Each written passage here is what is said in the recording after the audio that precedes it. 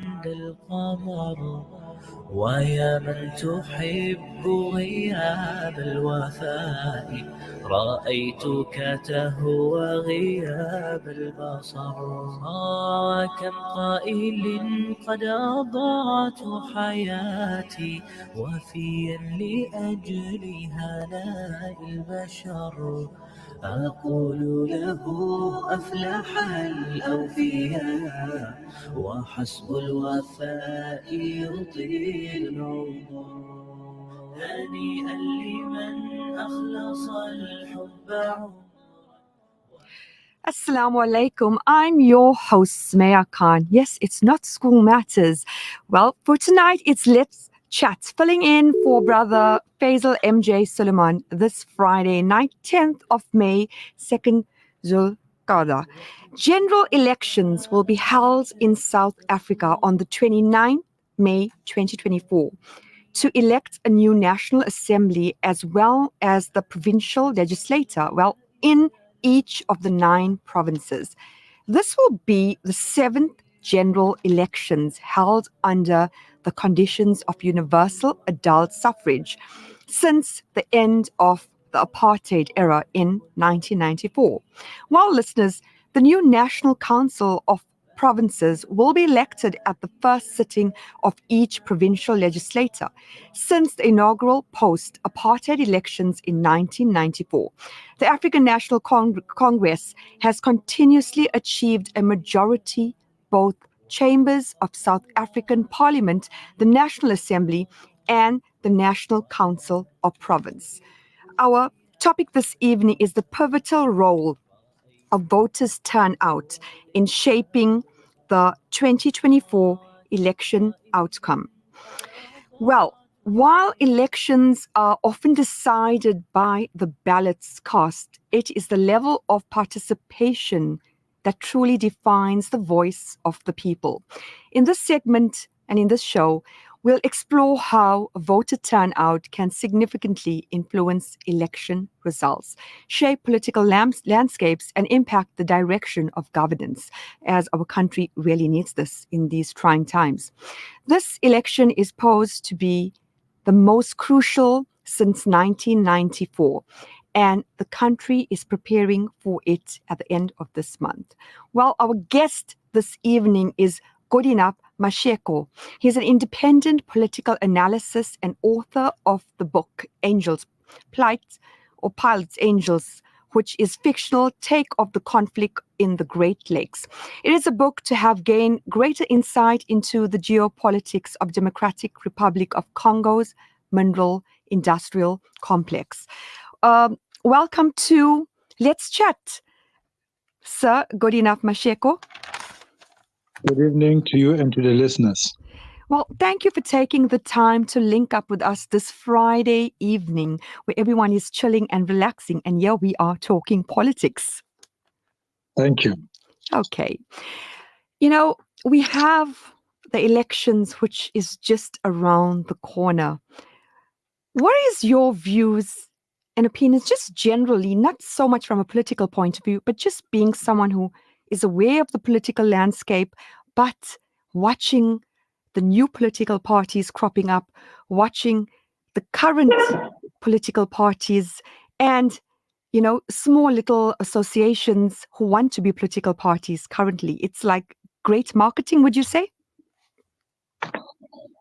Yeah, well, I think the elections this year, 2024, they're going to be quite interesting, given the fact that over the past 30 years, a lot of South Africans have started gaining confidence in their own ability to lead. We might have to remember that back in 1994, when Nelson Mandela was the trump card for the ANC, the only parties that could contest were the big ones, your IFP, Democratic Party of the time, those that were traditionally parties, the National Party even at the time, but you didn't get anybody, any ordinary South African believing they can set up their own party and they can successfully contest elections. So 2024, we've seen over the past 30 years that our democracy has moved so fast to the point that even the Electoral Amendment Act that gives power to individuals to contest has seen people registering to contest elections. So, which means the smaller parties are also going to play a role in giving the plurality of voices, and whether at the end of the election they become kingmakers, it's something that we have to wait to see.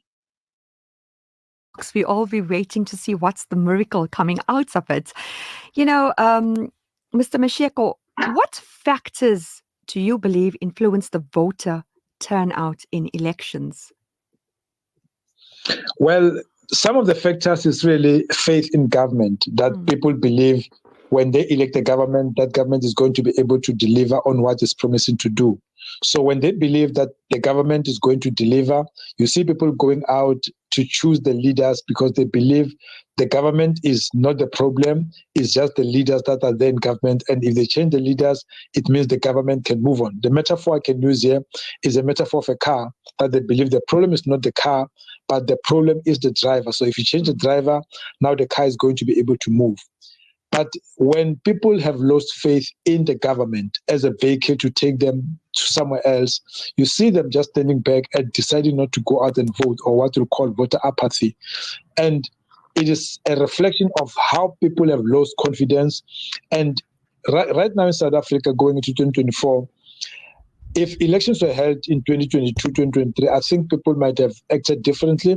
But now you hear a lot of enthusiasm because almost every South African has a party they can relate to, or there is a candidate that they can say, I relate to this candidate. The pool has become broader, the voices are becoming louder, and almost every party is speaking to an issue that is closer to the heart of other people, unlike in 1994, whereby the ANC spoke about a better life for all.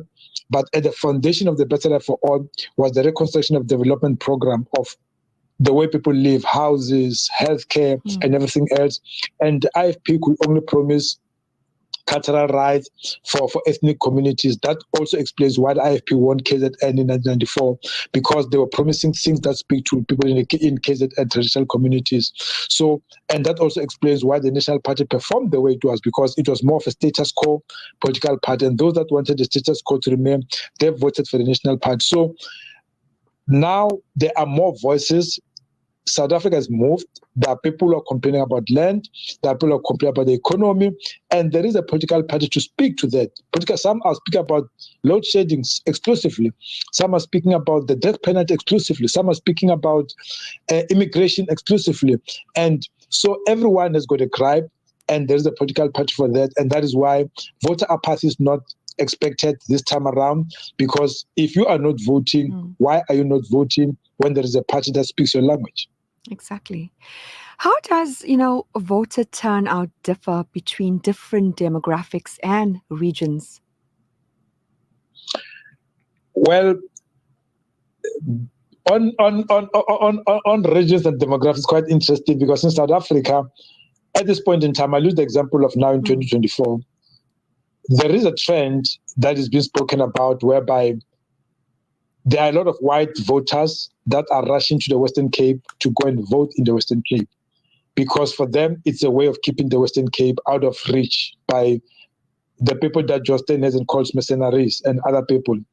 And which now tells you, proportionally, white people are not known much to not vote. They are not known for voter apathy, because there's always been, since 1994, not even since 1995, since the Anglo-Boer War, there's always been a siege mentality of looking at elections as an existential opportunity to make sure that the culture continues, that the privilege continues. So when you look at the proportionally, the people who are likely not to go and vote, it's more on black people, because somehow the pool for black people to vote for has always been small, because political parties that represent black people, that claim to represent black people, they tend to be focused more on specific areas. And I'll explain what I mean by that. You go to KZN, the party that claims to speak for black people will be the IFP and the ANC. But the ANC was only able to speak for black people in KZN, especially when it was led by somebody who the people who relate to Jacob Zuma, somebody who's a Zulu, of a Zulu ethnic background. Now that tells you that those were not really ANC people as defined as a non-racial organization, non-ethnic organization, but they related more to the leader by ethnic orientation than the party by its ideological identification. So you see right now, if MK Party was not created, we would have realized that people will vote for IFP, and ANC was not going to lose because people didn't vote for it, but it was going to lose because some of the people, the black people, are not going to go and vote, because for them, the ANC has to be led by somebody they can relate to be able to vote. So by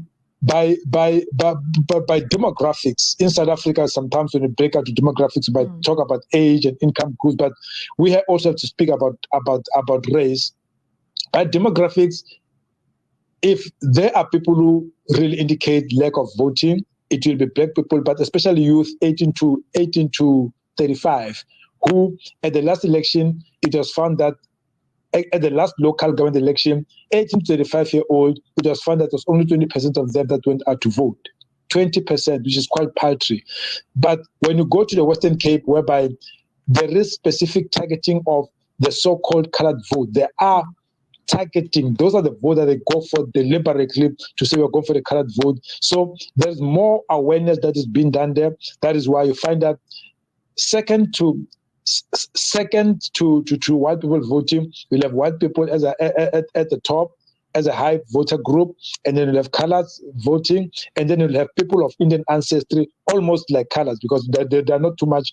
There's not too much apathy there, because the high numbers used to come during the time of Minority Front of Amichan Rajbansi, but now some of them, UDF had a lot of people of Indian ancestry, and most of them have aligned more with the African National Congress, with the communists, and so that's what boosts the numbers there to go that vote, to say the ANC is being seen as a black party, as an Indian party, as a colored party, less as a colored party, more as a black party, less as an Indian party. So the patterns will be white will go out and vote more, colors will follow, and then you'll have Indians, and then you'll have black people. But the gap between the Indian voters and the colored voters is almost non-existent.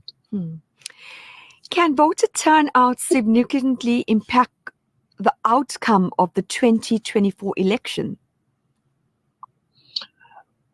I don't think it will impact the outcome in a significant way if it was to happen. It will just make it more difficult for the bigger parties to cobble together the kind of coalition that they're going to need. Because the truth is that after the elections, we are going to need a lot of coalitions. KZN will definitely need a coalition government. Gauteng might need a coalition government. Even nationally, there might be a need of a coalition government. Now, when voter turnout is very low, it means those that have been elected have got very narrow mandate, because elections are about the mandate. When you don't have the mandate, it becomes difficult for you to can even pull up. If out of 22 million voters, you get 10%, which is 2.2 million, you might actually end up being one with a big number of people who voted for you, even though you've just been voted for by 10% of the people. For example, when you look at the elections that were held, the local government elections that were held the last time around, we found that the turnout for voters was 35%. The voter turnout at the last local government election was 45%. And when you look at how that manifests itself in a post-electoral stage, there's a lot of protests. The lot of protests that we see in all these other communities, they show that the people who are in government do not carry the mandate of the 55% that did not go out to vote. They're carrying a minority mandate. So 2024, if voter turnout was going to be low, we should expect that there's going to be a lot of public protests, because the people who didn't elect anyone, they're not going to accept whatever the minority would have voted for. Yeah. How do issues such as voter suppression and voter disfranchisement affect voter turnout in our country? They do. I think part of why we saw a decrease in voters, because if you look statistically, in 1994, the turnout for voters was 88.67%. 88.67% of people turned out to vote. And the last election that we had, you had 66% of voters. And if you look at the debate that has been happening from 1994 up until 2019, the debate has always been the parties have more power than the people outside. The people want a system of government whereby they elect the members of parliament directly. And now, with political parties really not wanting that to happen, with the ANC and the EFF having together passed the Electoral Amendment Act, when it was being contested, you see people instead of really just fighting, they sort of like felt, okay, it's best that we don't go out and vote. So that's why you see the numbers sometimes they go out, because people feel whatever I want is the party that decides what should happen. It's the party that will say, go out there and defend this president against the motion of no confidence. So members of parliament don't come back to their constituencies, because it's not a constituency-based system to say, how should I vote on the disbandment of the Scorpions, for example? How should I vote on the motion of no confidence? So that kind of suppression, because you look at the current architecture of our election laws, it seems it's really suppressing the interest of the people, because people cannot even elect people that they want. They elect a party goes along the street or on its list and pick the people that it wants to be there on the list. And as a result, people feel their vote does not count. And when people feel their vote does not count, they don't go out and vote. So voter suppression in all its manifestations, either through removing campaign material of other political parties, through creating no-go areas, it does impact, because when somebody feels their vote does not count, they go out and not count. When they feel political parties are doing as they please, they choose not to vote for political parties, which means they choose not to have anybody representing them in parliament or in the NCOP. You know, it's quite sad, Mr. Masego. Our South Africans, especially, from the townships, from rural areas, even the poor income, they feel, why should they vote? Their lives haven't changed, and their vote is not going to make a difference. And it's so accurate what you just stated. Are there any historical trends or patterns in voter turnout that could provide insights into the 2024 election? Yes, there are. Look, 1994, when South Africans went out to vote, the ANC had a champion. They had Nelson Mandela, and almost even people who did not, who supported other parties, like other homeland and Pakistan parties, like your Leboa, Gazankulu, Kwandebele, people who supported those parties, they in a way wanted Mandela to govern, because Mandela was an untested brand. He was like, it was a novelty to South Africans. That is why you found that the 88.87% that came out to vote, which is a huge number anywhere in the world, they came out to vote because they had something. But when you look at over the years, you find that in 1999, when it was obvious that the person was going to come to power, was going to be Thabo Mbeki, you see the number at that time even going higher. Why? Because at the time when Nelson Mandela was president, initially had two deputy presidents between 1994 and 1996, F.W. de Klerk and Thabo Mbeki. And Mandela kept on saying, look, what I'm doing, the person who's actually in government is Thabo Mbeki. So Thabo Mbeki had a certain kind of appeal as this intellectual leader who worked with O.R. Tambo, who worked with Mandela, who has been quite astute, who, after the National Party left the government of national unity in 1996, managed to steer the deputy presidency office from 1996, 97, 98. And in 1999, you see the number goes up a little bit. 89.28% of people came out to vote. In 1994, it was 86.87%. In 1999, you see it's 89.28, because everyone was like, oh, he's young, energetic, Oxford educated, there was a lot of narrative around Thabo Mbeki. But now, between 1999 and 2004, we had the arms deal. We had people like Andrew Feinstein, member of parliament, resigning from the ANC because they said the ANC has lost its way. And when we went to the elections at the time, there was a lot of corruption already. People have already been fingered for corruption. The ANC was now starting to show the signs that it's showing now. You see the number move from 89% up to 76.73%. And from 36 to 76.73%. And at that time, Thabo Mbeki was still president. Some people felt, okay, Thabo Mbeki can still be given an opportunity. Some people felt, and at that time, KZN had already changed hands. It was now under the ANC. Western Cape at the time was under the ANC because the National Party under Ernest Kriel, they had it since 1994 up until in 1999. It was under ANC. But now you realize that after Thabo Mbeki was recalled in Polokwane and Jacob Zuma was going to come into power, and there was all this uproar, there was all this euphoria, there was all this excitement, you see voter turnout go up again by 1% to 77%, which now tells you that people were back to being confident. But even though other parties were being decimated, and that was around the time that even the DA started showing some level of growth. But you move on to 2014. In 2014, already there is tension within the ANC. People like Julius Malema have already been expelled from the ANC. And there is lack of faith in the state in South Africa.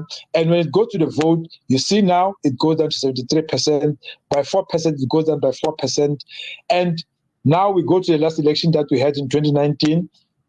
Even with the Tuma Mina slogan of Cyril Ramaphosa, there was always the albatross of the Zondo Commission. There was always the issue of corruption. Load shedding was already there. State entities, SOEs were collapsing. And now you saw 66% of the vote of people coming out.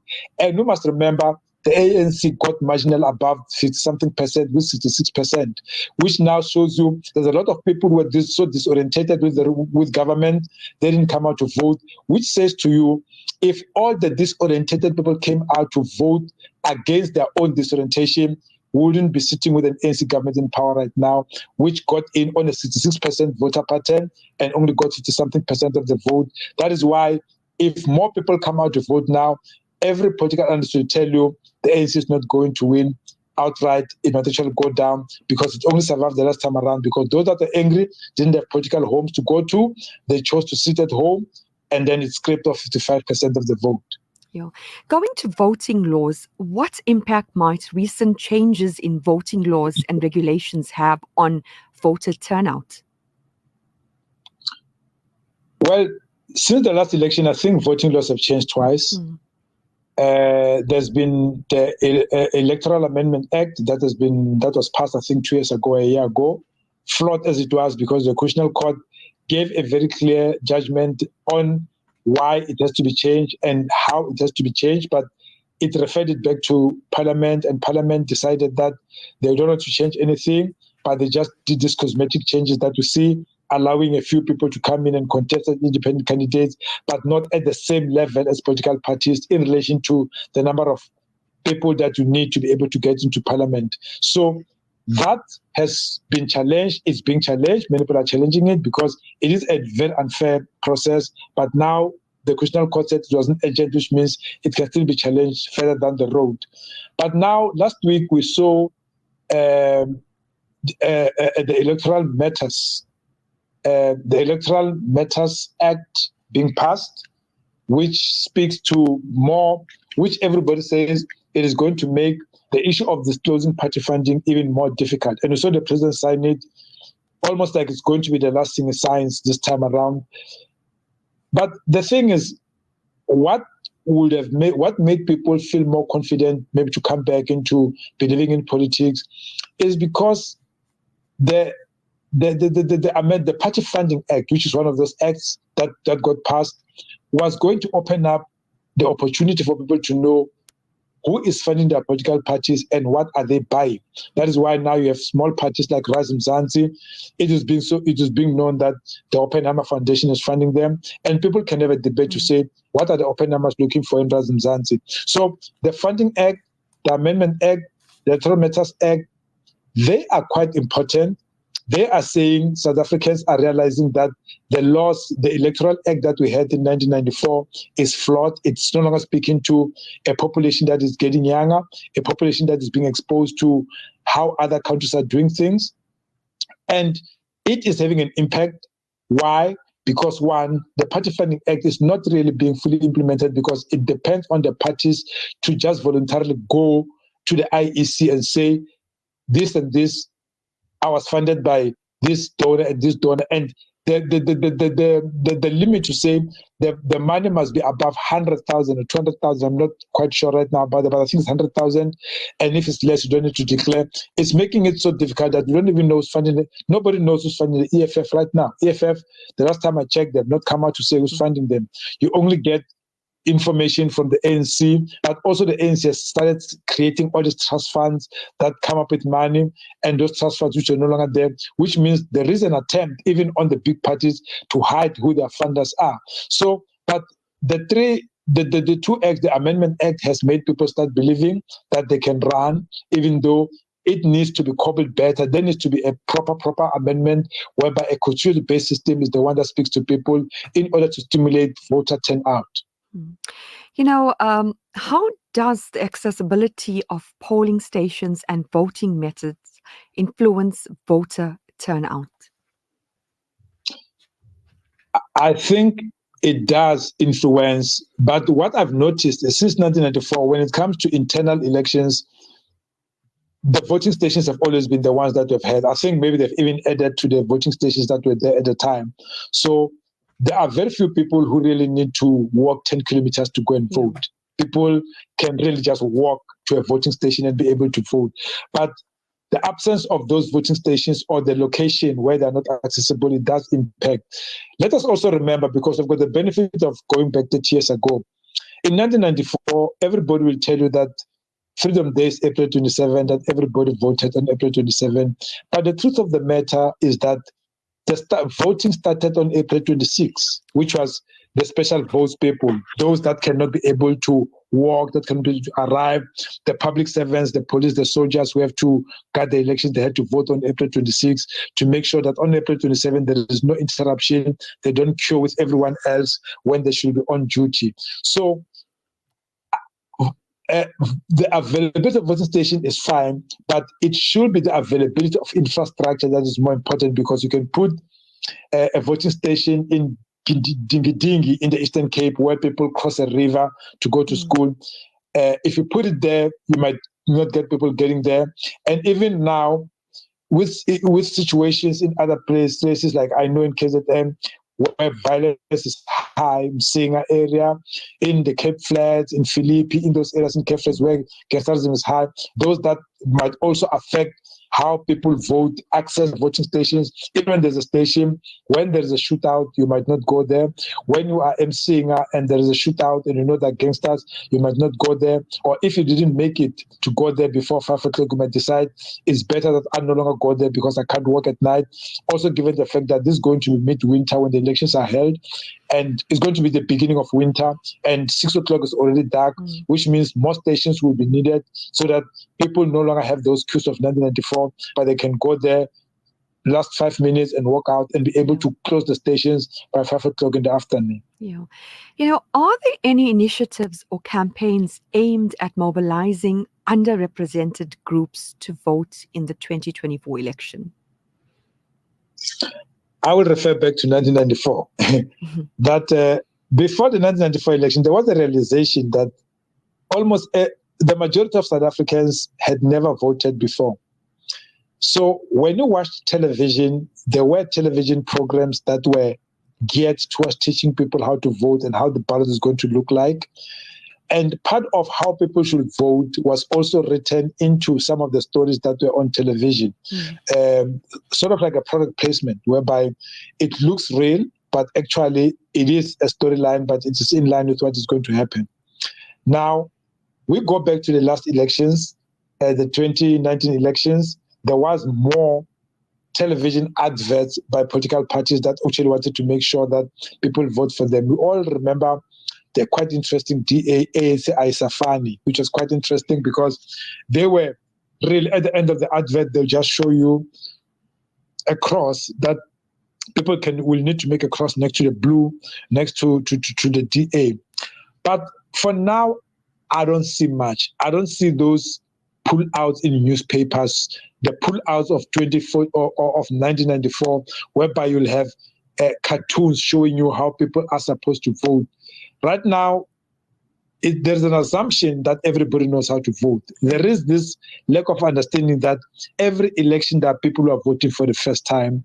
And given the level of illiteracy in South Africa, there are people who might be 18, 19, 20, who will not going to understand the ballot, who are not going to understand who am I voting for, how am I going to vote. Also given the fact that we are going to have a longer ballot this time around with more people and with more political parties and more faces. And IEC, because when they arrange how political parties are being put on the ballot, they have their own system, but I have not yet, now we're 2 weeks from election, seen the sample of the ballot whereby people already know before they walk in there, where is their candidate going to be positioned. It's like people are going to walk in and they're going to scroll for the first time to see the party that they vote for, which at the end of the day might be confusing because you've got lots and lots of parties, especially those that broke away from the ANC, that are using the same colors as the ANC. Some of them, they also have African in their names. Some of them, they've got national in their names. So it might be a difficulty, and it was supposed to be more. The IEC was supposed to be putting more money, and also civil society organizations, more money into educating people about how to vote this time around, because every election there's somebody who's voting for the first time, and there's somebody who's old who will walk in there and say, I want the party of Nelson Mandela. South Africa must move beyond that stage, because I'm sure in America there's nobody who walks in now and say, I want the party of Barack Obama or I want the party of JF Kennedy. People don't do that. They go there and they vote for the Republicans or for the Democrats. So we need South Africa to also get beyond people voting for the party of Nelson Mandela, but to educate even old people that there's no party of Nelson Mandela. There is the ANC. If you want the ANC, go for the ANC. Don't say you want the party of Nelson Mandela. Yeah. Mr. Masego, we'll be taking a short ad break and we will continue after that. Okay. Welcome to Simplex Radio. Visit our showroom for the full range of car audio. Our TV department carries top brands with quality LED panels, full HD to Ultra HD, and now the experience of Super Ultra HD. Visit our theater rooms and transform your home with brands like Onkyo, Integra, Denon, Boston Acoustics, Yamaha, and more for quality audio visual experience. Now available, full range of home appliances. A one-stop shopping experience. Call 031-306-4029 or Kenilworth Park, 202 Brickville Road, Overport. Simplex Radio, the name you can trust. Plan your dream holiday with the specialist, World of Travel, as we pride ourselves in offering you the best in Hajj and Umrah. We also offer travel packages to the Middle East, Far East, and many more exotic destinations. Call our professional travel consultants now on 031 20 888877 or view our website www.worldoftravel.co.za. Visit us at 44 Crescent Street as memorable journeys begin with World of Travel by Irshad Malik. Radio Al-Ansar International, in collaboration with Radio Islam, invite you to an electrifying political debate. Join us on Wednesday, the 15th of May at 7:30 p.m. at Al-Ansar Hall at 189 West Road, Overport, to hear directly from the ANC, EFF, DA, and many more as they share their vision for our future. This critical event will be moderated by Yunus Akur, CEO of Al-Ansar, and Maulana Suleiman Rawat of Radio Islam. This event is open to the public, so be there and make your voice heard, because remember, every vote counts. There's nothing quite like the taste of a traditional family meal, and at the heart of every great dish is a key ingredient that brings it all together. That ingredient is Sunfoil pure sunflower cooking oil, made from only the finest sunflower seeds. It's a perfect way to enhance the taste of your family's favorite foods. Sunfoil cooking oil is more than just oil. It's the key to bring your family together over a delicious meal and making every bite taste better. Remember, the key ingredient to a great family meal is sunflower. Tradition just tastes better. Salam, I'm Mohammed Horini from Palestine with my sister Samiha. Together with Shamsan, we'll be taking you to the heart of the struggle where we live in South Ibrahim Hills in the West Bank. We'll be screening our awards-winning documentary, Sarur, The Future is Unknown Place, that follows out activist group as Youth of Sumud as we confront the violent settler and military occupation forces. Join us for this in Durban at An-Nassar Hall, Tuesday, 14th of May at 5:45 to 4:06 p.m. Radio Al Ansar's Hajj Farewell live broadcast. Join us for a live broadcast from King Shaka Airport as we bid farewell to the Hujjaj this Sunday, the 12th of May at 3:30 and 5:30 in the afternoon. A live broadcast from King Shaka International Airport. Join us as we bid farewell to the Hujjaj only on Radio Al Ansar. Advertising pays. Get your business on the map through advertising with Radio Al Ansar, the station with a proven record. Let's talk to Zain of The Watch Doctor, a newcomer in the market. I'll recommend advertising on Radio Al Ansar for sure, as my client base has increased substantially. Totally unexpected. There you have it. Join the airwaves and take it up to another level. Call us on 031-208-1601 and ask for Fatima Shahina or Faraz Bucks, our consultants. Let your name be heard by thousands of people. Radio Al Ansar, your partner in business. Radio Al Ansar, 24/7, 365. Assalamu alaikum. I'm Sumaya Khan, your host for tonight's Let's Chat show.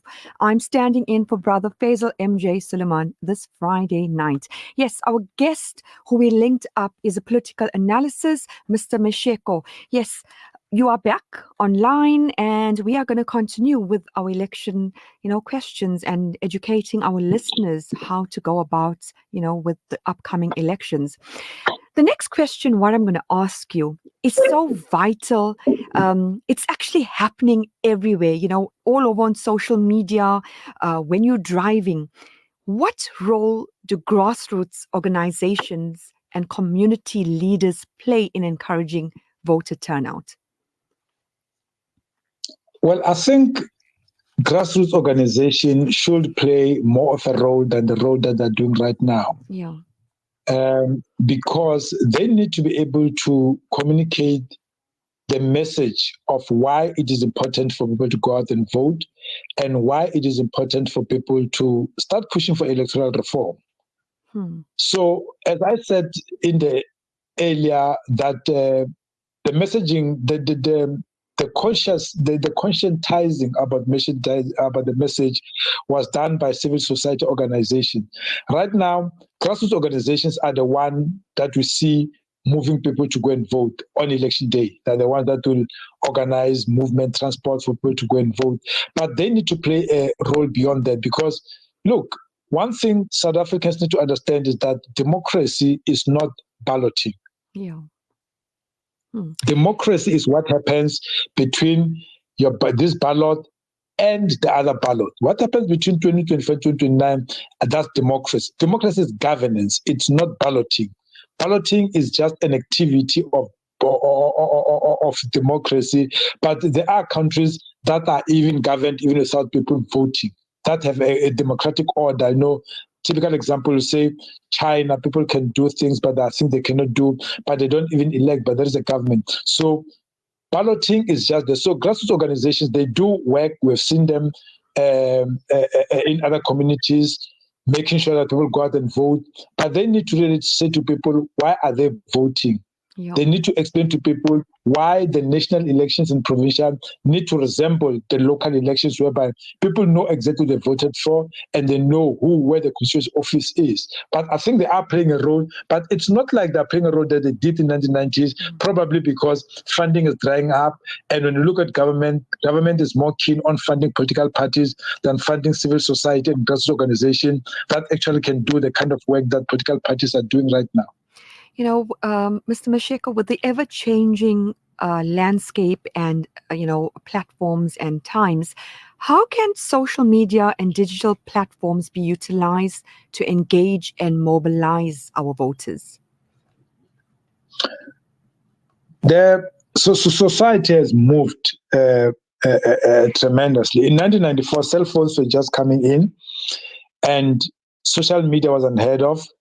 People were still on telephones. People still read newspapers. So political parties had to take full pages to be able to reach potential voters. Now we've moved to a space of social media, TikTok, Facebook, and all those other platforms that are there. But now, with that, has also moved in something else. When we talk about artificial intelligence, we are now talking about a space whereby messages can be manipulated to not mean what they're intended to mean. For example, there is an ad right now, the Democratic Alliance ad, where they are desecrating the flag. The public broadcaster has refused to air the ad, but we all know, we all have seen the ad. Where have we seen the ad? We have seen the ad on social media, because maybe the DA has decided social media should be where we start our messaging, and then we can move our messaging to other platforms. So the movement, the change in technology, the introduction of artificial intelligence into other spaces, because it has always been here, but into popular spaces, it is quite important, because now it means those pop-up videos where people go to watch videos, they can be embedded with messages.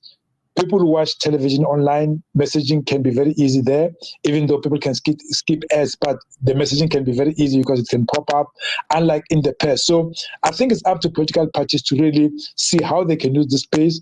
Also, given the fact that if you're going to influence elections, like they'll accuse Russians of doing, in America will accuse Russians of doing, the influence you'll find that is actually real on social media, where through the use of bots, that multiply a message to reach many people as if it's being sent by many people. So it is a gift and a curse, but I think if it is well used, properly used, it's well targeted, if people can do a demographic breakdown and know that if I am going to talk about this issue, I'm speaking to this community, it can be one of the tools that the IEC and political parties can be able to use to know exactly that when someone lives in Mpumalanga, you know the linguistic landscape of Mpumalanga, you can be able to tailor-make your messages to speak to people in their own languages. So that's the advantage that technology has, to say I can do one message in English and use algorithms, go and use algorithms so that the message is being delivered in the language of a certain demographic that I actually want them to reach. So that is the advantage that can be used, that the IEC can use. But I'm not seeing them using it right now, but I think it's something that they can be able to use to magnify the message and also to stimulate voters to go out, because Nelson Mandela said, when you speak to a person in their own language, you're speaking to their heart. What efforts are being made to educate voters about the importance of their participation in the electoral process? Well, I think education is quite interesting, because what is being done is not education. It's a political party saying, if you vote for X, you are going to lose a social grant. And that's not education, that's propaganda. So I don't see political parties educating people to participate in the elections. I see political parties using intimidating tactics to get people to vote in a certain way. I see political parties that are in power using patronage, whereby bridges that were finished in 2022 are being handed now. Schools that were finished in 2022, that the ribbons are being cut now. And you see there's no education there, because if there is any education in saying we are doing something, go out and vote, is an education of saying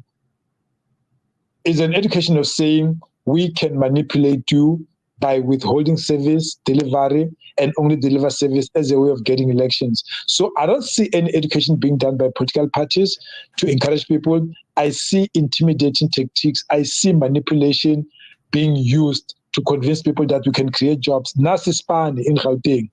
But you ask yourself, where was the Spani in the past 5 years? Why do we have a Spani when it's election year? So I don't think it's educational, because education is really conscientizing people in understanding why they need to participate. To say, we participate because X, this is going to happen, not that I participate because if I don't participate, I won't find Ispani. So I think there is very little, but it suits the political parties that are in power right now, because in South Africa, what has been observed is that when people become clever, the so-called clever backs of the time of Jacob Zuma, when people become clever, their voting patterns change.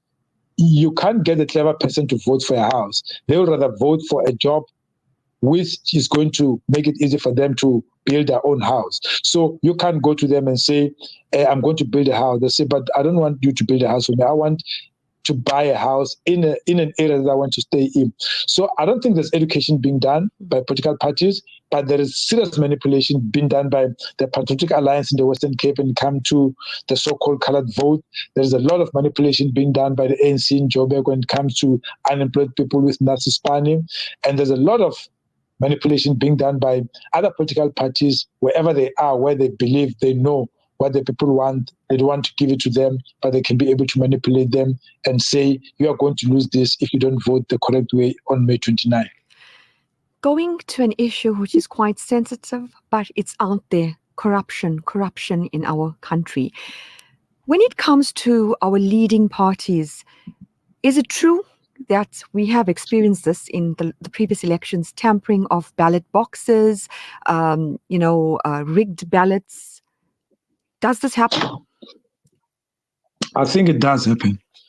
Look, one of the reasons why there was, I'll go back to 1994 as well, simply because we are on the 30 years of democracy. Someone asked and said, who were people working in voting stations in 1994? Who were those people that were helping people to vote? People were hired to say, come and be an electoral officer, come and help people to vote. But there was a time when people who handled voting were teachers. And primarily teachers coming from one of the biggest teacher unions in South Africa, South African Democratic Teachers Union, which is an affiliate of COSATU, which is in a tripartite alliance with the ANC. So around that time, there was always this complaint that the teacher who yesterday was campaigning for the ANC cannot really be fair when it comes to counting of the ballots and capturing the numbers of the ballots. So corruption, I believe there is a certain level of corruption being done, especially in voting stations whereby you find that other political parties cannot be able to deploy their own people.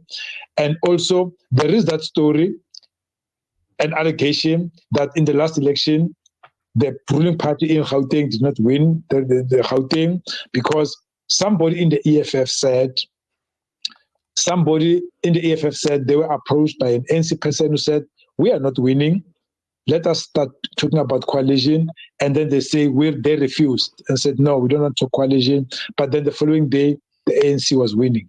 So, or the ANC had won marginally in Gauteng. So I'm not saying the ANC won by corruption in Gauteng, but we cannot rule out the fact that in other areas, there is a certain level of corruption. When the opportunity presents itself, ballot stuffing might be the way to go, because we have seen in the last election that there were ballots that were found somewhere else, not in voting stations, and they've been marked. But also capturing the wrong statistic, I think is probably being done, given the fact that in every election, the municipal managers become the chief electoral officers in the municipality where they are. And we know that some of the municipal managers are deployed there, they're cadre deployed. And when they're being deployed, we don't know what are the instructions for cadres. Maybe the other instruction is to say, when elections come, make sure that as a chief electoral officer of the municipality that you're in, you have to deliver the election to the party that is governing that municipality. So we cannot rule that one out. Cadre deployment by our ruling party is quite evidently right now. Mr. Masego, I'd like to thank you for linking up with us and, imparting your knowledge, your insights, your views, your opinions, and your wisdom.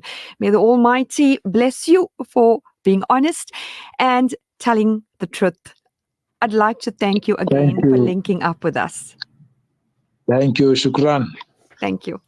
Well, listeners, that was our guest, our political analysis Brother Masego. Yes, points and views which he made was quite relevant. And since he's not campaigning for any party, he's a politician, political analysis, he is actually educating us how to go about. Well, our next guest who we will be linking up with, our guest, is a South African politician who was Gauteng's member of the Executive Council for Transport from 2010 to 2019. He's also been an educator, lecturer, a member of the Transvaal Indian Congress and United Democratic Front, founder, member of the Lenasia Youth League, and, served as a national vice president of the South African Democratic Teacher Union. We will be taking a short ad break and then we'll be linking up with our guest. اللهم احفظ المسجد الأقصى من اليهود الحاقدين اللهم أعد المسجد الأقصى إلى رحاب المسلمين اللهم وطهر المسجد الأقصى من اليهود الغاصبين اللهم عليك بهم فإنهم لا يعجزونك يا قوي يا متين اللهم منزل الكتاب مجري السحاب هازم الأحزاب سريع الحساب اهزم اليهود وزلزلهم يا قوي يا عزيز الوفاء بشتى الصور أحب الوفي الأمين أمر. Join me, Faisal MJ Suleiman, this and every Saturday on Rise and Shine. Looking forward to gracing the airwaves of Radio Al Ansar from 8 a.m. to 9 a.m. Rise and Shine. الوفاء بشتى الصور أحب الوفي. For all your Umrah attire, Zamzam water, fresh stock of dates at a ridiculously low price is now available at the Al Ansar Book and Media Shop at 207 West Road, Overport.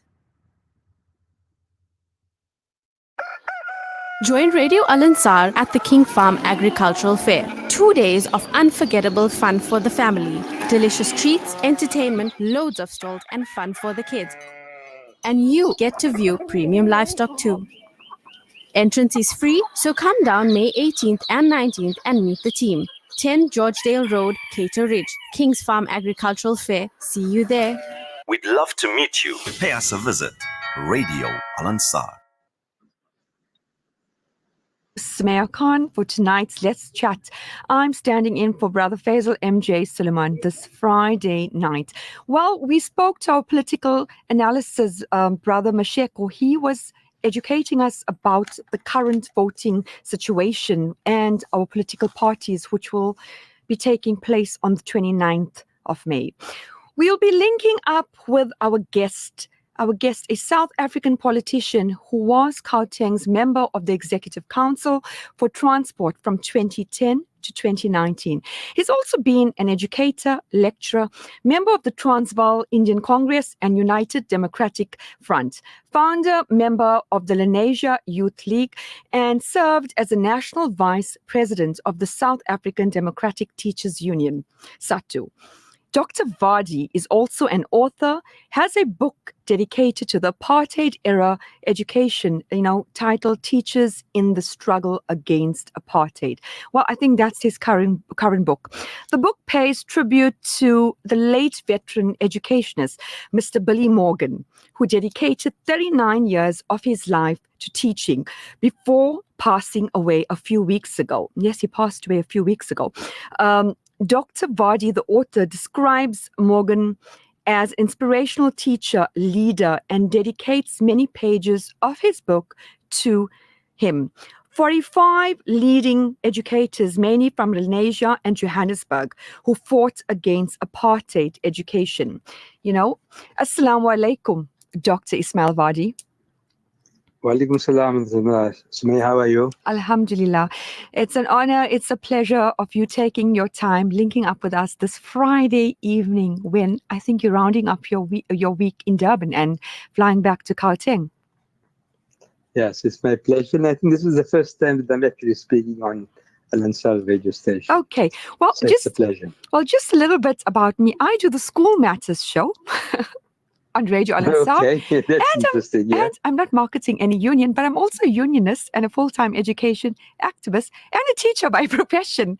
So this couldn't be any better topic and interview with you, Dr. Ismail Vadi. You know, going to your books, you also wrote the book, The Congress of the People and the Freedom Charter in June 2015.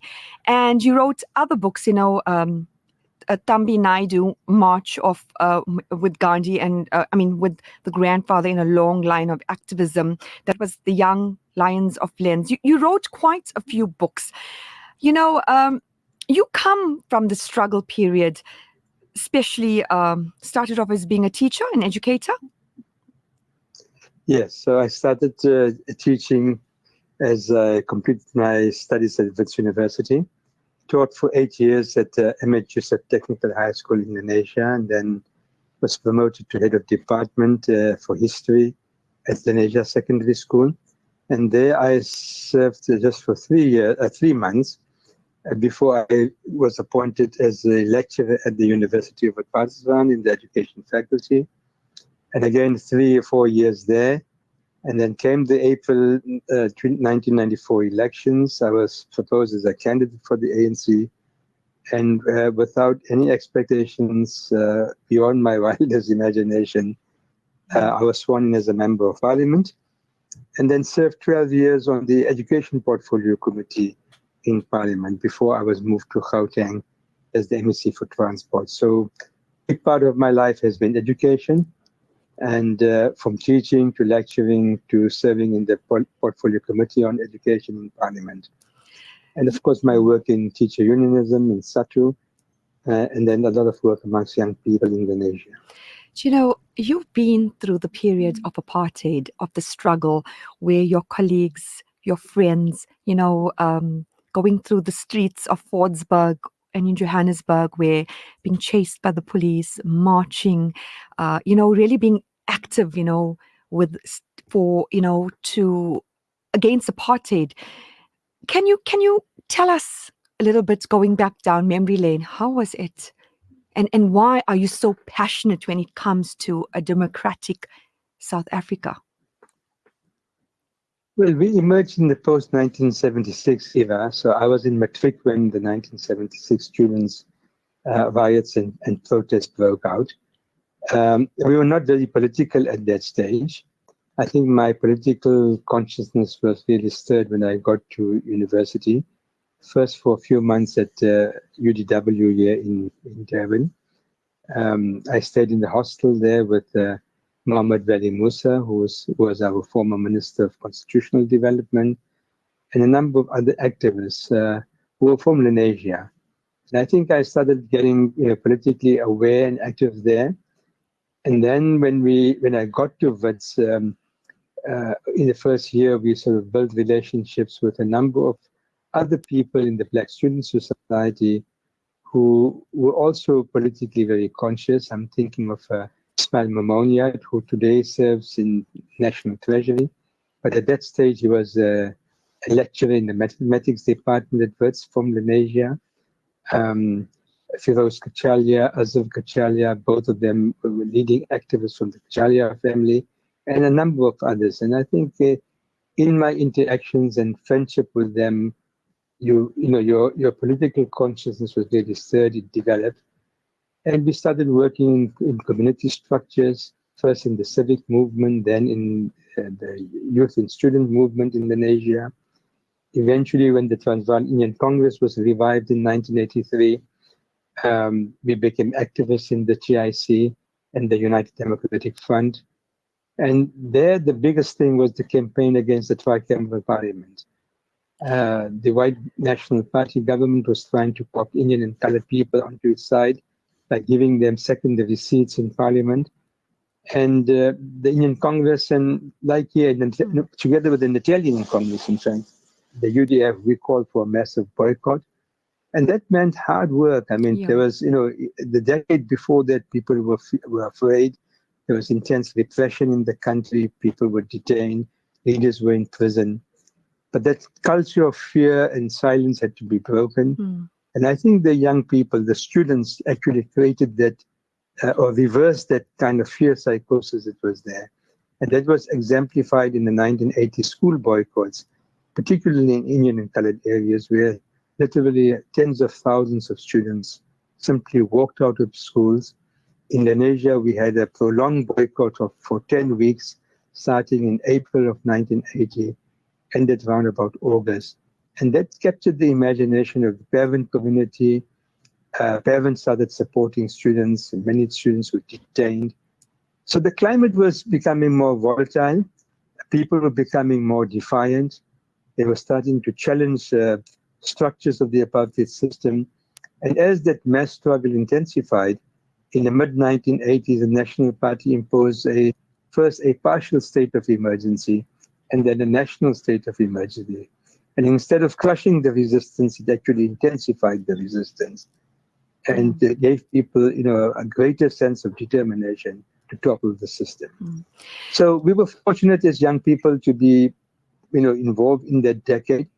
I would say that the 1980s would be the greatest, era of struggle in this country. But also, if you compare to other movements throughout the world, I would rate it as one of the most important mass movements of the 20th century. You have written quite a few books, but currently the book struggles against apartheid education. This book which you will be at the bookshop at Radio Al Ansar tomorrow from 10 to 12 p.m. And I think lots of our listeners and people around the communities will be coming to see you, get the signature, and even buy that book. So can you tell us more about this book, The Struggles Against Apartheid Education?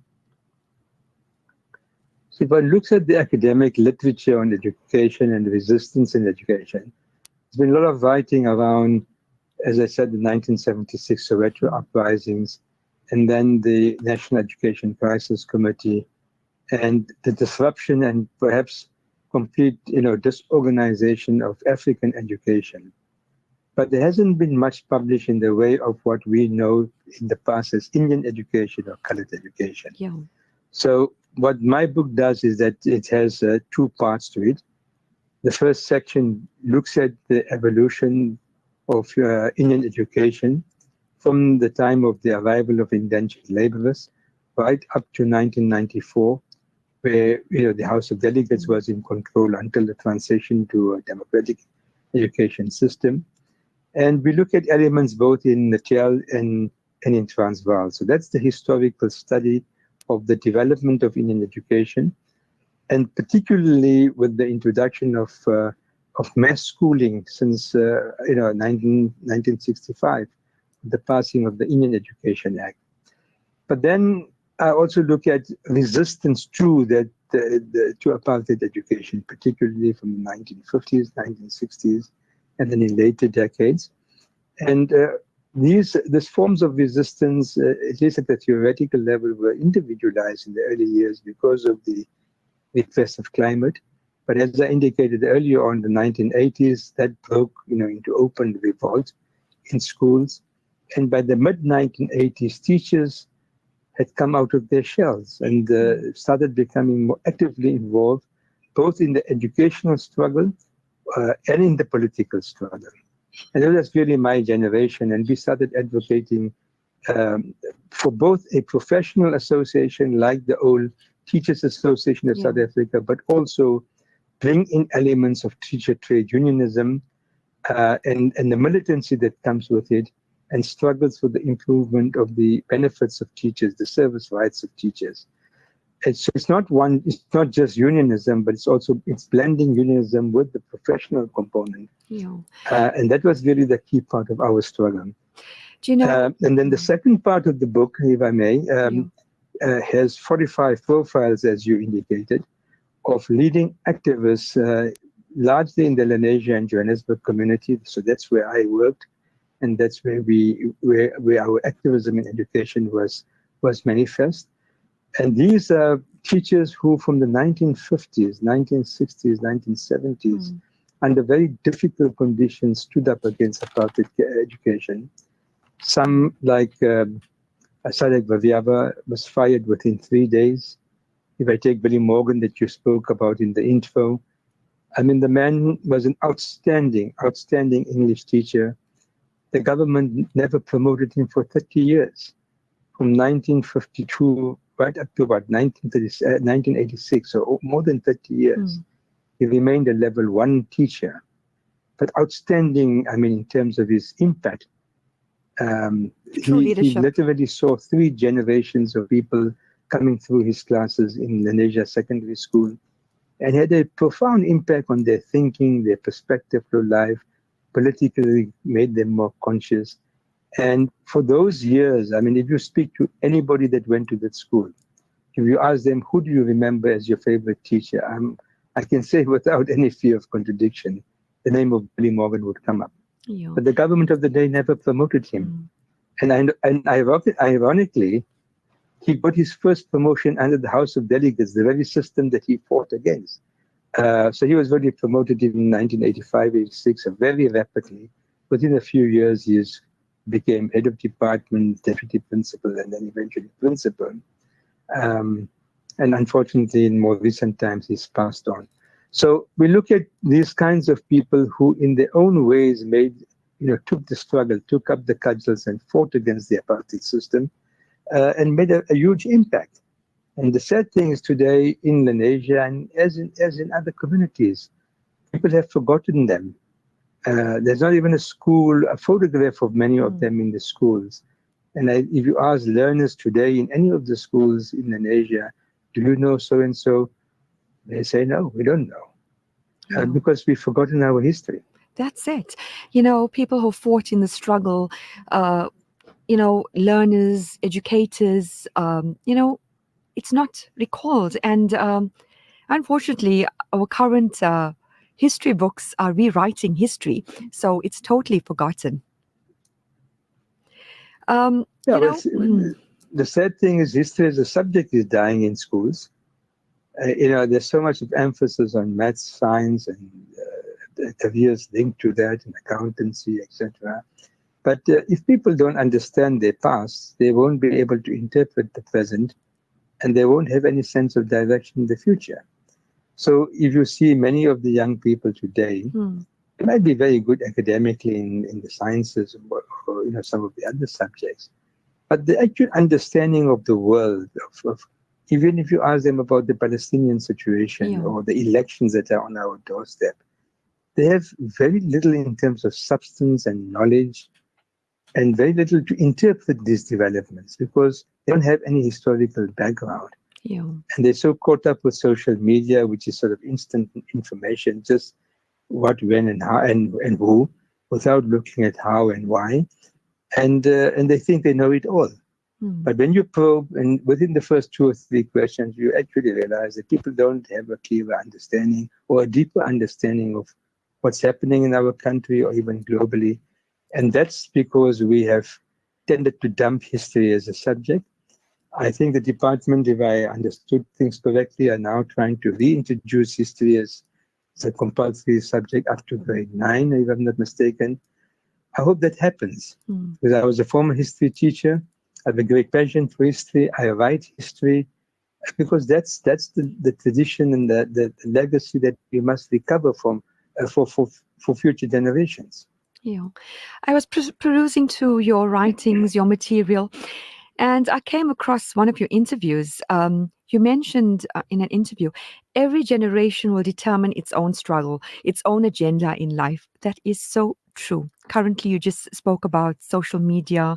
They don't know, what happened in the past, what made them today, the freedom which they have. And that's vital because our youth really don't know about the struggle, the real struggle. So if you take our generation, I mean, the 80s, we were involved in in blending the educational struggle with the political struggle against apartheid. If you take just a few years ago at South African universities, the fees must fall movement really became quite prominent. And there it was a struggle for survival on campus, abolition of fees, of free education, accommodation crisis for students. And in many instances, students just haven't got, food. I mean, they probably survive on one meal a day. So poverty and education. But if you look at the American campuses today, I mean, who would have expected these massive movements emerging in solidarity with the Palestinian people and the crisis in Gaza and in Rafah? And who would have imagined that ordinary American students would start this encampment, putting up tents and taking on the police and the violence that is related to it? And this campus movement is now spreading to Europe, and I see it's coming to South Africa. So this is an example of a generation of today that's fighting new struggles that was perhaps not conceived of before. It's reminiscent of the struggles in America against the Vietnam War of the late 1960s and early 1970s.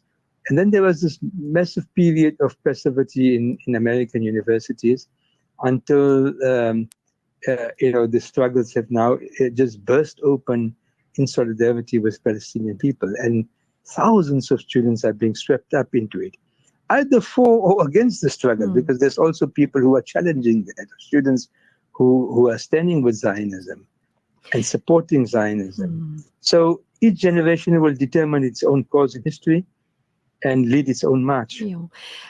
You and the veterans who you have mentioned, the leaders, during the struggle, you all are real leaders, and you all come from the leaders who lead from behind you with the people. You at grassroots levels. If we tend to compare our leaders today, it's about power, position, stature. You guys were on the ground shaping the lives, the future lives, of our communities, of our people, where, there's justice to prevail. When you talk about House of Delegates, you automatically you go back during the apartheid era, the different segregations of the different training colleges and the education system for different races. And that created a bit of barrier. They always said that House of Delegates was the most difficult. What's your take on that, your views? You mean the House, when you say the House of Delegates was most difficult, what is as that in what you're exam asking? papers, as in demand, syllabus, curriculum? Yeah. So I mean, the House of Delegates emanated from the tricameral system. Suddenly in 1984, when the system was established, now you had an Indian Minister of Education, an Indian Chief Director of Education. An entirely new Indian bureaucracy was established, from inspectorate downwards, and then it filtered into the schools. To preserve that system, we had a highly authoritarian, system of control over education. Inspections were not developmental in their nature. They tended to be more about controlling what you teach. You can't subvert the apartheid educational system. You have to toe the line. You don't question. The syllabus is drafted for you. You are told what to teach. Specific textbooks are prescribed, and you can only accommodate Indian students in your schools. So it was a highly regimented system. And what that did is that it brought about a degree of discipline. That's true. But it was a regimented system of education. It was a system of thought control. Rather than unleashing the creativity of teachers and learners and dynamizing the education system, a more dynamic curriculum that is there, that's more open-ended, more around skills development, developing competencies, etc. People tend to rote learn. You just give information, you swat that, and then you go and regurgitate that in the examinations, and you get a mark. So the development of critical consciousness and critical perspectives, I think that was lacking. And the whole system was based on an inspector that came and monitored your work, etc. Now, we fought against that. The tragedy today is that SATU, the very union that I helped establish, and as you said, I was one of the national vice presidents of SATU, is now opposing, let's call it inspections or classroom visits. But we don't see the same degree of professionalism on the part of teachers. I don't know what is the conditions here in KZN, but I know in Gauteng, because I'm familiar with that environment, I don't see the passion in teachers. I don't see the unleashing of creativity. There's still too much of paperwork. And Teachers more have is to still fill in coming. endless numbers of forms. And the democracy, I would struggle for a democratic education system was to bring about democratic control, but to create conditions for really creative development in the schools, get teachers to actually generate curriculum from the bottom. It's almost like we're into the old system. You're going to prescribe syllabus, textbooks are given, the daily forecasts are worked out for you. It's assessments and assessments and assessments. It's only about marks, and then it's about promotions. You can't fail a student twice within a particular phase, and it's certainly highly controlled. But that's not our vision of a new education system. That's what we fought against. So I speak to teachers. In Indonesia, we've got a new grouping now called Educators for Humanity. There's a whole younger generation of teachers who are coming up, and they've set up the structure to try and see how we can, look at things differently. So it's not what we had anticipated. It's not what we had envisioned. And you're a teacher. I don't know if the same situation in KZN, but I think we need a more dynamic educational system. Of course, the matric pass rate hasn't got much, we're still struggling to bring up the quality of education. And part of the problem is this highly controlled bureaucratic sort of management of the system, which is stifling creativity. But at the same time, you also need teacher commitment. You need absolute dedication in the classroom. You need professionalism. And if teachers don't meet those standards and don't really rise to the challenge in the classroom, then you're not going to get that quality. For the last 30 years in this democracy, we spend 21% of the national budget on education. It's perhaps the highest spending for any developing nation, in the world. We spend a huge amount of money on the educational system. So we've got mass schooling, we've wiped out the backlogs. Okay, the infrastructure, there's still, pit latrines in schools. Some of the schools are dilapidated, etc. But we've got everybody into the system. But for some reason, that quality is not emerging. And so if you look at the last year's reading assessments, 84% of learners in grade 6 or standard 4 can't read for meaning. And that's in spite of the massive investment we put into education. And then you ask yourself, actually, what's happening? Is there really teaching taking place? Or more admin? Or what are we doing in the classrooms? Do you know, in KZN, we have the gap between the private and the government. I'm from the government sector. So there's lots of challenges, there's lots of challenges. And being KZN, you should very well know when it comes to cadre deployment, nothing is based, these are my views and opinions, listeners. Yours could be different. Nothing is based on merit, your performance. It's as I just told you, that's how it operates. And teachers tend to get demotivated where there's so much of admin, unnecessary stuff. It takes away the passion of teaching, and also the passion from the learners of learning. There's no time in the syllabus. Syllabus is always changing. So there are challenges, So inshallah, hopefully that will change. As an educator, and you also coming from that background, we see our children, our learners as the future leaders. We tend to complain, but we as leaders, anyone as a leader, we can make that change by instilling empathy, humanity, compassion, regardless of race or religion. What advice you have for the youth right now? But it's not just for the youth. I believe that every teacher is a leader. And unless teachers begin to imbibe that value, they won't inspire the next generation. And I think what my book depicts is really 45 teachers who were inspirational, who gave meaning to learners, a sense of critical consciousness, to navigate apartheid, to rise above the inequalities within the system and still to become great achievers. And that is really the impact that teachers made on so many students over the last few decades. I've been talking to some of the people in the Muslim schools, for example. So we have now 35 years of experience in say, private Muslim education to the private schools. We've spent a fortune in terms of community funding and support for this institution. I've asked a simple question. Is there a leader that has emerged from these Muslim schools? I'm not talking of a doctor or a lawyer.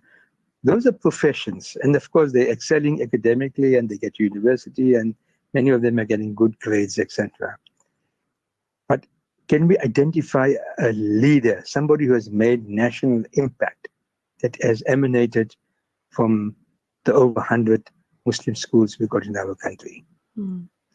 Yet, just from Lenasia, if I take Lens High School, which was old asbestos, broken down, dilapidated building, we had the Minister of Constitutional Development, Muhammad Wali Musa, emerging from there. Yeah. From a public school, broken down, I can tell you, window panes were broken in the old days, nothing in the way of sports fields, just a gravel soccer pitch.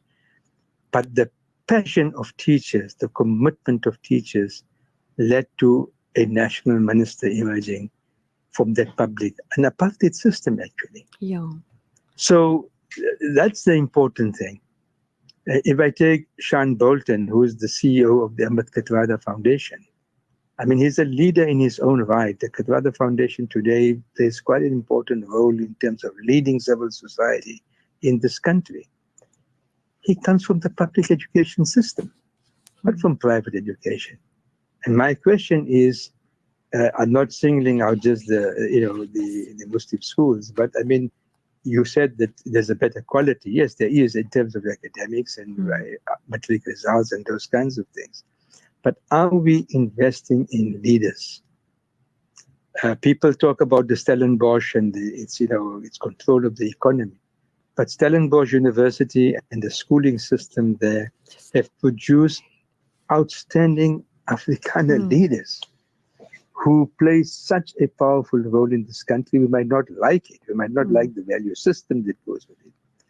But they have really built and developed and produced leaders who shine in this country and place them in very powerful and influential positions, whether it is in the private sector ultimately or in public service and in government. Yeah. So I'm asking those kinds of questions. And if teachers don't see themselves as leaders, then they can't inspire younger people to become leaders. Yeah, that's so true what you just said. Teachers are leaders, they make the doctors, the lawyers, everyone. And I think teaching our youth, especially from Indian descent, teaching our Muslim brothers and sisters, the youth, to be active when it comes to shaping our landscape, our political landscape. And that, inshallah, with you leaving your legacy and continuing the work that you do, as humbly you are from a macro to a micro level into the communities and into the classrooms, there will be change. Jazakallah for linking up with us. Tomorrow, your book launch. Tell us a little bit about it at the Al Ansar bookshop. Yes, I'm grateful to Al Ansar. I think it's at 10 o'clock tomorrow morning. I'll be there for about half an hour to an hour, depending on people's interest in the matter. And we'll talk about the book. We'll talk about some of the other books I've written. And hopefully it will inspire some young person to write. That's important because, again, we're not getting many writers emerging from our communities. So hopefully it will inspire young authors, prospective authors, and also to try and stimulate the education system and see how we can cultivate leaders within our system. Yeah. Jazakallah so much for linking up with us, and have a safe trip back home. Jazakallah and assalamu alaikum. Wa alaikum salam. Well, listeners, if your actions inspire others to dream more, learn more, do more, and become more, you are a leader. Assalamu alaikum. بشتى الصور أحب الوفي الأمين الأغر فأهل الوفاء كلون السحاب وحسن الربيع وماء المطر أحب الوفاء بشتى الصور أحب الوفي الأمين الأغر فأهل الوفاء كلون السحاب وحسن الربيع وماء المطر مقامهم فوق رأس الجبال